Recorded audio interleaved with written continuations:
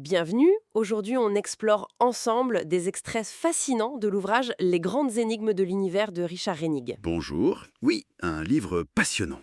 Notre objectif est de dénicher quelques pépites surprenantes sur des mystères maritimes tenaces. On va parler d'îles fantômes, de créatures étranges. Exactement. On va essayer de naviguer un peu entre les mythes, les erreurs de perception, et peut-être, qui sait, des réalités biologiques ou géographiques qui nous échappent encore. Le texte de Hennig est une base riche, hein. Il couvre des légendes médiévales jusqu'aux observations du XXe siècle. Tout à fait. Alors, commençons peut-être par ces fameuses terres qui hantent les anciennes cartes marines. Ah oui, les îles fantômes. C'est vrai que les cartes anciennes, surtout de l'Atlantique, en sont pleines. L'île Brasil, Frislanda, Sanikov, on se demande d'où elles sortent, toutes ces îles spectrales. Ben, les sources sont assez variées en fait. Parfois, il s'agissait de terres réelles, mais juste mal localisées sur les cartes, ou redécouvertes plus tard. L'île Bouvet, par exemple. D'accord, une erreur de cartographie, en somme. Oui, ou une imprécision. Mais souvent, le coupable était un phénomène bien connu des marins, la Fata Morgana. La Fata Morgana, ce sont ces mirages complexes. C'est ça, des mirages marins qui peuvent vraiment déformer l'horizon, faire apparaître des côtes, des falaises, voire des îles entières là où il n'y a rien. C'est étonnamment fréquent en mer, et ça a pu nourrir des légendes tenaces. Comme l'île irlandaise au Brésil. Annick suggère qu'elle a donné son nom au Brésil, c'est fou ça. Oui, c'est une histoire assez incroyable. La légende d'une île invisible sauf un jour par an, alimentée peut-être par ces mirages. Et puis, bon, il n'y a pas que ça. Ah bon? Quoi d'autre? Henning mentionne aussi des îles flottantes de végétation. Imaginez d'immenses radeaux de terre et de plantes arrachés aux côtes tropicales par des tempêtes.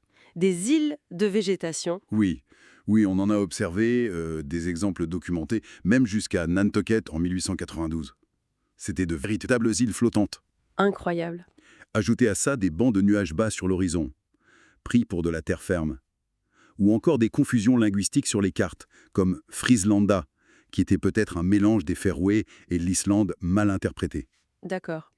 Et n'oublions pas les îles volcaniques éphémères, comme Falcon Island, au Tonga, qui apparaissent après une éruption et disparaissent ensuite sous les vagues. Donc, une multitude de causes, souvent bien réelles, mais simplement mal interprétées à l'époque.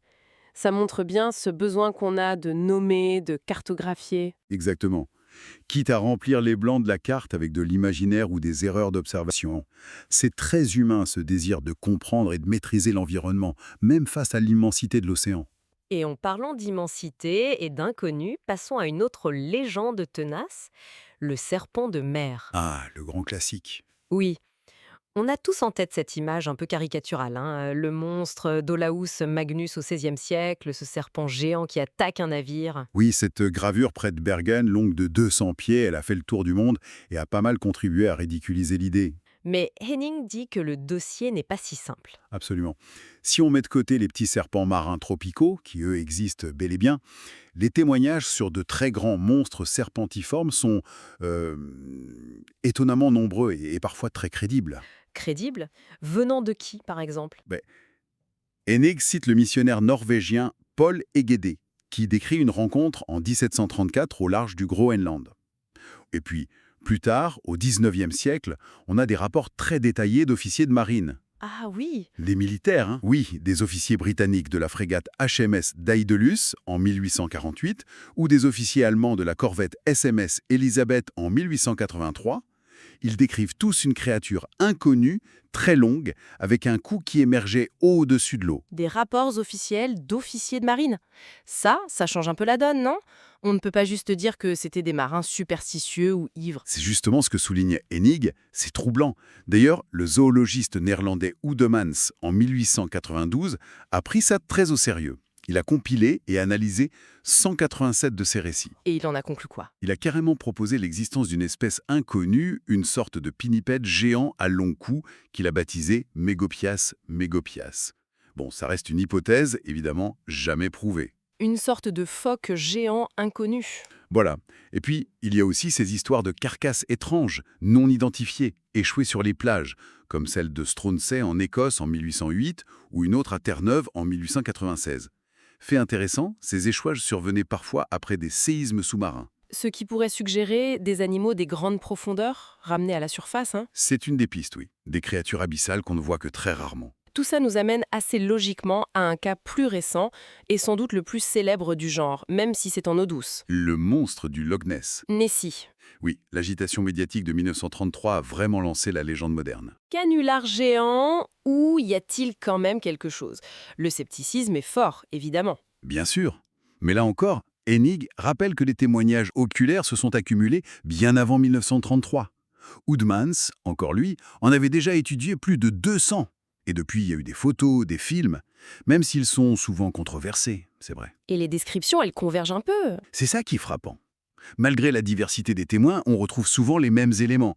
Un long cou fin, une petite tête, un grand corps avec des bosses, capable de nager très vite. Certains l'auraient même vu hors de l'eau, sur la berge. Hors de l'eau! Ah oui, quand même.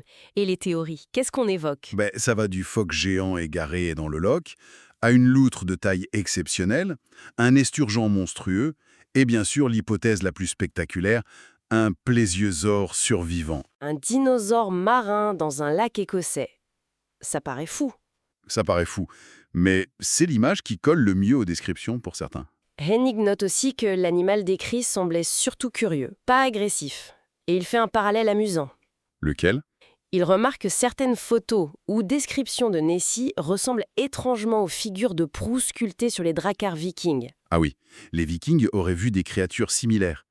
C'est une pure spéculation, bien sûr. Mais c'est une idée intrigante. Est-ce que ces figures étaient inspirées par de vraies observations? Mystère. Quant à savoir si Nessie existe encore aujourd'hui, Le mystère reste entier. voilà, finalement, entre ces îles nées de mirages et ces créatures marines qui défient nos classifications, toutes ces énigmes racontent beaucoup sur notre façon d'appréhender le monde, non? C'est un mélange d'observation, de peur face à l'inconnu et d'une imagination fertile qui essaie de donner du sens. Tout à fait. C'est d'une fenêtre sur la manière dont on construit notre savoir, mais aussi nos mythes. Et ça nous laisse avec une question peut-être pour la réflexion. Je vous écoute. Si on considère l'immensité des océans, dont on n'a exploré qu'une infime partie, et si on voit la persistance de ces récits à travers les âges et les cultures, quelles autres réalités étonnantes, quelles formes de vie, ou quels phénomènes complètement inconnus pourraient encore se cacher là, dans les profondeurs, attendant juste qu'on les découvre ou qu'on les interprète correctement?